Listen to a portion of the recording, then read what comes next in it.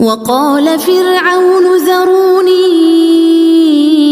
أقتل موسى وليدع ربه إني أخاف أن يبدل دينكم أو أن يظهر في الأرض الفساد.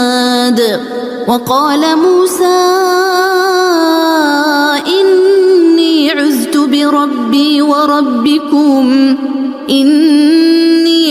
بربي وربكم من كل متكبر لا يؤمن بيوم الحساب.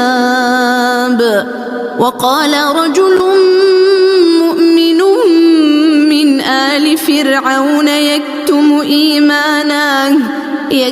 إيمانه أتقتلون رجلا